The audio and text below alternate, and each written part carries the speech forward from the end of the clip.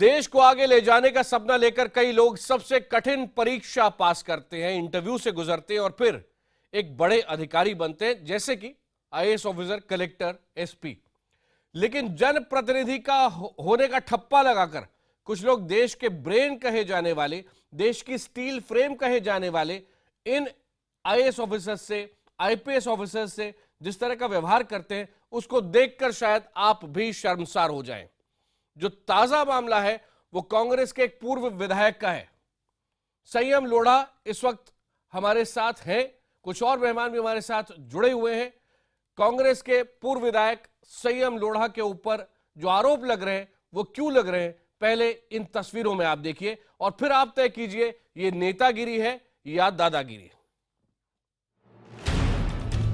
क्या नेता होने का मतलब दादा होना है? You don't deserve to be character. Doesn't matter. You don't deserve to be a Neta in that case. I am born leader. You don't know. I have won 30 elections. What you are telling me?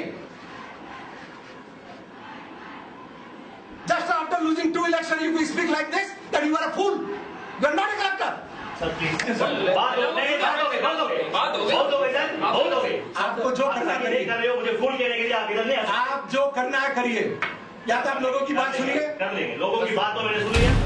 क्या नेता होने से किसी को कुछ भी कहने का लाइसेंस मिल जाता है? आप तरीके से नहीं कर रहे हैं।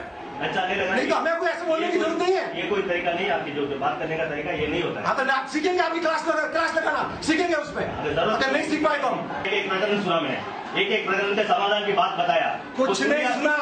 बार भी तो आक्रोश नहीं करते इतना। इसीलिए कह रहा हूँ वीडियो देख लो आप। आपका महिलाओं का हरकत क्या है उसके के अनुसार बात करो। मैं बात बुलाओ उसको, बुलाओ वीडियो को बुलाओ। क्या कर लेंगे वीडियो वाला? फांसी चढ़ा देगा क्या मुझे? मुद्दे से बात करो। फांसी भी चढ़ाएगा क्या?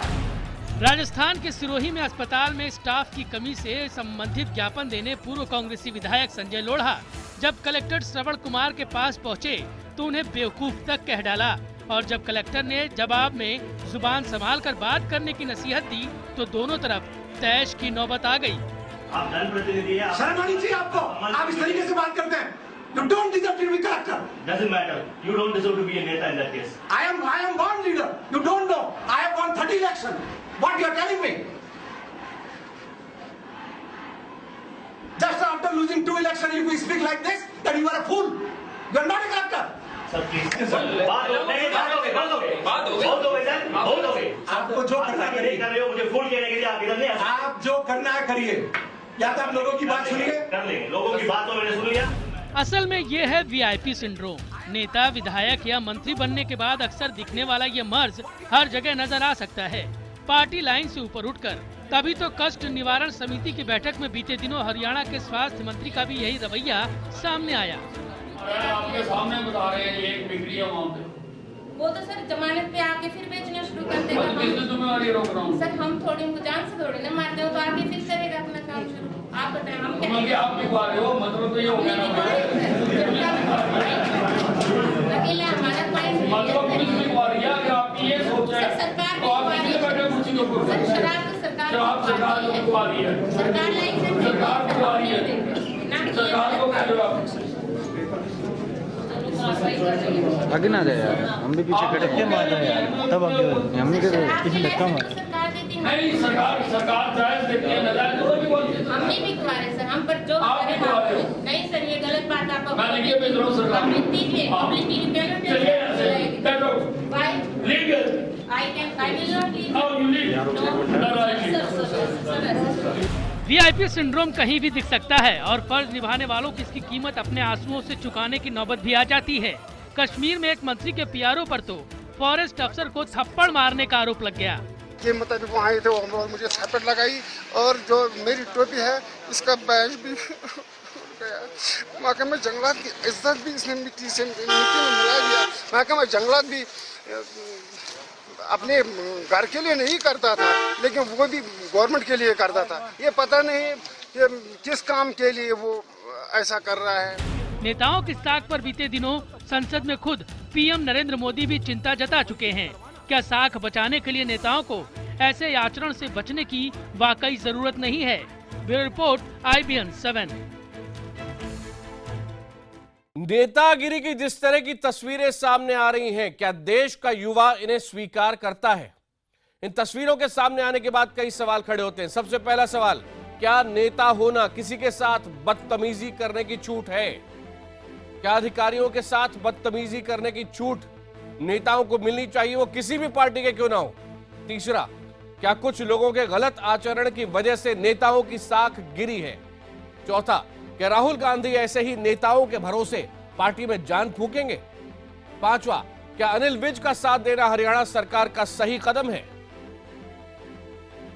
इस मुद्दे पर बात करने के लिए हमारे साथ कुछ खास मेहमान हैं। हमारे साथ दिल्ली से मौजूद हैं मानुषी पत्रिका की संस्थापक और साथ ही साथ पूर्व संपादक मधु किश्वर जी। मधु जी, आपका स्वागत है। जयपुर से मौजूद हैं कांग्रेस के नेता संयम लोढ़ा। दिल्ली से मौजूद हैं बीजेपी के नेता सुदेश वर्मा। उत्तर प्रदेश के पूर्व डीजीपी विक्रम सिंह हमारे साथ हैं और स्टूडियो में मौजूद हैं वरिष्ठ पत्रकार मधुसूदन आनंद। संयम जी, आपका नाम संयम है, लेकिन सबसे पहले तो मैं, आप जो बड़े गुस्से में आप वहां कलेक्टर साहब को कह रहे थे, वो समझना चाहता हूं, पैदाइशी नेता हैं आप? मतलब देखिए, ऐसा है कि कोई चुनाव जीतने, एमएलए या एमपी बनने से लीडर नहीं बनता है। लोगों के दुख को अपना दुख मानते हैं, उसमें जुड़ते हैं, तब लीडरशिप होती है। और मेरा कहने का मतलब भी तब भी वही था। और जो ये आप 1.5 मिनट की क्लिपिंग दिखा रहे हैं ना, बहुत अच्छा होता कि बाहर जो हजारों महिलाएं खड़ी हुई थी उनकी आप क्लिपिंग दिखाते।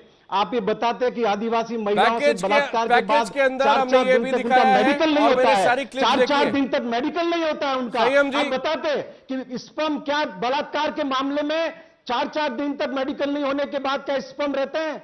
कौन जिम्मेदार है इसके लिए? तो संयम जी, आपको अधिकार है कि आप कलेक्टर को फूल कहें, बेवकूफ कहें, आप शब्दों का उपयोग करें। तो ये एक उनके मैनेजमेंट का हिस्सा है।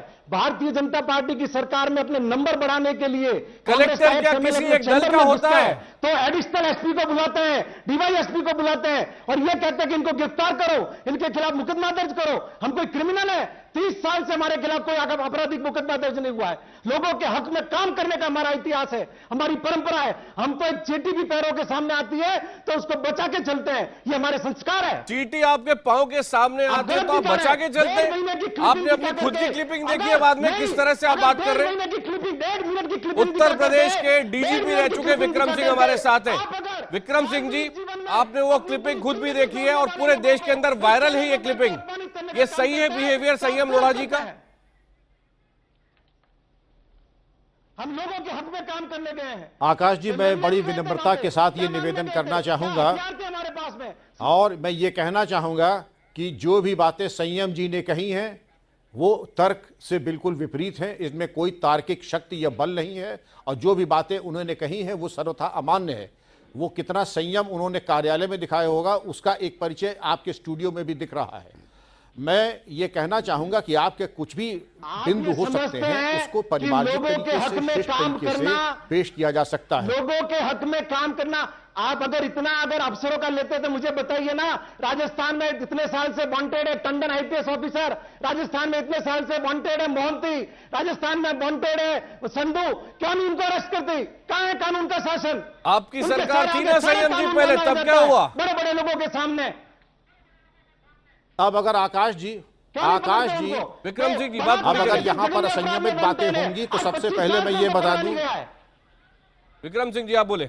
आकाश जी, ये हर डीएम और एसएसपी को मैं ये परामर्श दूंगा कि इस प्रकार का कृत्य धारा 332, 504, 506 आईपीसी के अंतर्गत दंडनीय अपराध है और इसके ऊपर कार्रवाई उनके द्वारा की जानी चाहिए।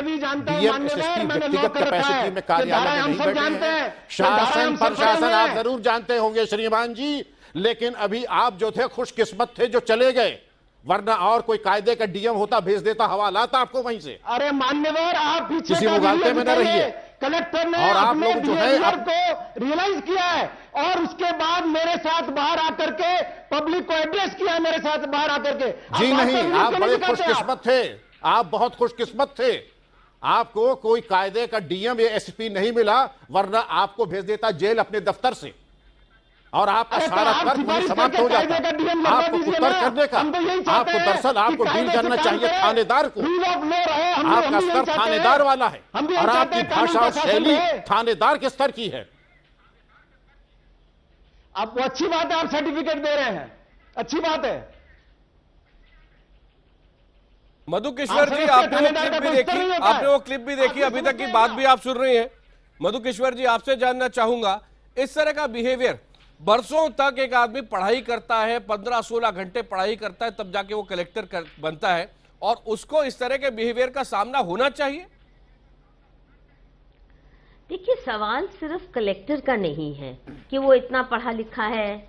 आप अपने घर के खानसामे से भी, या आप अपने घर में जो झाड़ू पोछा करने आती हैं उसके साथ भी अगर ये व्यवहार करेंगे तो आप इंसान कहलाने लायक नहीं हैं। सवाल, प्लीज डोंट रेज इट और link it to the person being a high officer या बड़ा पढ़ा लिखा इंसान।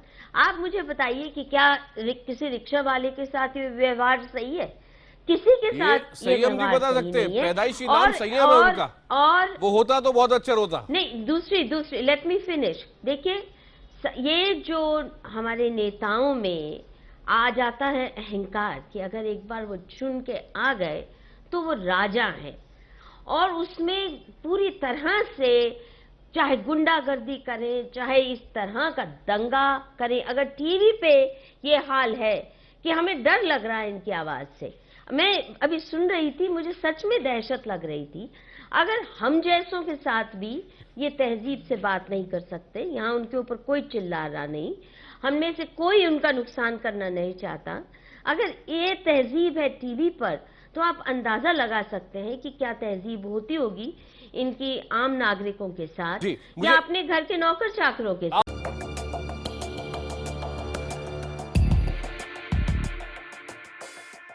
ये नेतागिरी है या दादागिरी? संयम लोढ़ा जी हमारे साथ हैं, लेकिन सबसे पहले अभी मैं जा रहा हूं बीजेपी नेता सुदेश वर्मा जी के पास। सुदेश जी, आपने वो क्लिप देखी, जो व्यवहार था संयम लोढ़ा जी का, आप उसको लेकर क्या कहना चाहेंगे? और यह भी ना भूलें कि अनिल विज जी के ऊपर भी, जो कि आप ही की पार्टी के वरिष्ठ नेता है हरियाणा में, इसी तरह का आरोप लगा है और 2 दिन पहले ही लगा है। देखिए, कहीं भी आप एक जो कल्चरल नॉर्म को पार करते हैं तो वो सही नहीं है, और चाहे ये ब्यूरोक्रेट हो, मैं मधु किश्वर जी की बात से पूरा सहमत हूँ, चाहे वो एक आम आदमी हो, आपको लोगों को ठीक से ट्रीट करना पड़ेगा। लेकिन आकाश जी, इसको ना सिर्फ आप एक इंसिडेंट के रूप में मत देखिए, इसको समझने की ज़रूरत है आपके दर्शकों के लिए भी। यहाँ मुझे लगता है कि डिलीवरी फेलियर है, एग्जीक्यूटिव का डिलीवरी फेलियर है। अगर एक एमएलए काम को लेकर जाता है और एग्जीक्यूटिव इस तरह की बात करता है कि वो नहीं कर सकता, इतना बड़ा प्रेशर उसके पास होता है, तो ये नहीं है कि आप कानून हाथ में लीजिए, लेकिन कहीं ना कहीं आप देखिएगा कि डिलीवरी के फेलियर के कारण जो रिप्रेजेंटेटिव तो हो जाता है, उसे पता नहीं है क्या संयम जी ने किया वो भी सही, या फिर सही तरीका क्या होना चाहिए था? अगर एग्जीक्यूटिव ने डिलीवरी नहीं की, जो आपका रिलेवेंट पॉइंट है। देखिए, कहीं ना कहीं आकाश जी सिस्टम फेल हो रहा है। आपको पता है, आप दिल्ली के, मैं बता रहा हूँ, असलम में चले जाइए, अगर सबसे ज्यादा गुस्सा किसी को है तो पुलिस से है। क्यों है? पुलिस को देख के गुस्सा क्यों आता है? पुलिस से प्यार क्यों नहीं होता है? क्योंकि कहीं ना कहीं सिस्टम डिलीवरी। अनिल विज जी की बात मत करिए, वहां देखिए सीधा सा वो बात कर रहे थे कि आपको इंप्लीमेंट करना है, और वहां एसपी महिला क्या बोलती है कि नहीं, हम नहीं कर सकते।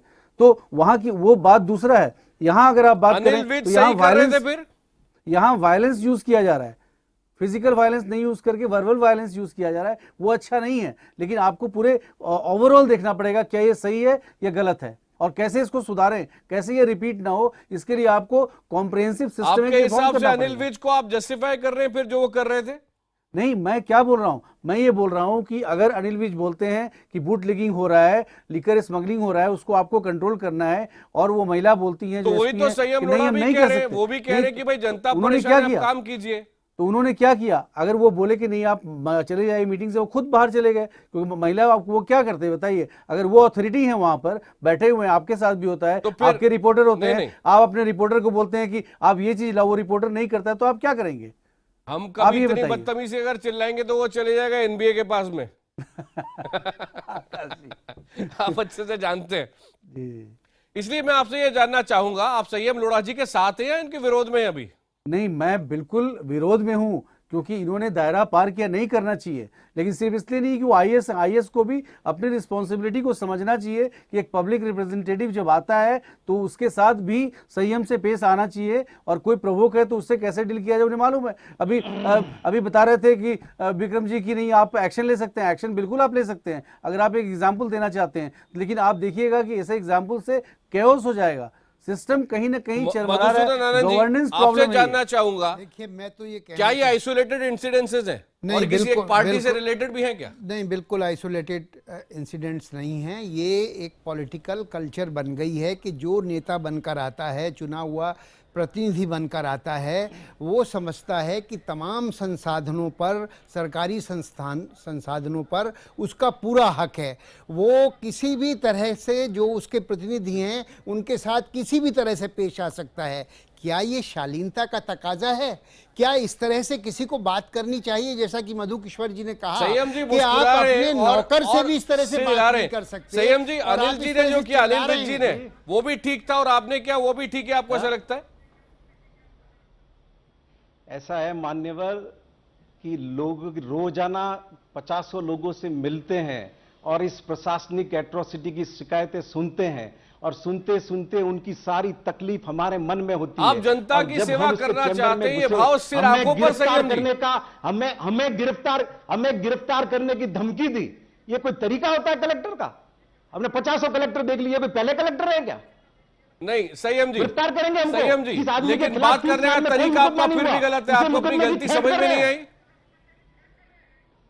गलती कोई गलती नहीं है। किस बात की गलती है? जिस कलेक्टर विक्रम सिंह जी, मुझे लगता है इतने मामले सामने आ रहे हैं कि किसी न किसी जगह कोई कलेक्टर, कोई एसपी जो उसको कानून में हक है उसका इस्तेमाल करे तो क्या कर सकता है? थोड़ा सा याद दिलाइए विक्रम सिंह जी। किसी तरह के मामले की जांच नहीं हो और उसको क्या कहा जाए? हमारे राजस्थान के अंदर बच्चा भी अगर ढंग से काम नहीं करता है ना तो मां कहती है कि साला मूर्ख है। हो तो ये कहावत है, ये आपको उस कहावत के संदर्भ में लेना चाहिए इसको। अपशब्द को कहावत के पीछे छिपाइए नहीं, जो गलत है वो गलत है। विक्रम सिंह जी, अगर हिंदी में नहीं कही, मारवाड़ी और हिंदी में नहीं कही, आप अंग्रेजी समझने वाले लोग उसको क्राइम समझते हैं। हिंदी में नहीं कहते, अंग्रेजी में कह दी, क्योंकि वो साउथ इंडियन है। बात बॉडी लैंग्वेज की है, आप जिस तरह से कलेक्टर से बात कर रहे हैं उसकी है, एक जनप्रतिनिधि है उसकी है। विक्रम सिंह जी, क्या किस तरह के एक्शन को लिया जा सकता है? थोड़ा सारे राजनेताओं को एक बार याद दिला दें, पूरे भारत के अंदर, चाहे वो किसी भी पार्टी के अंदर।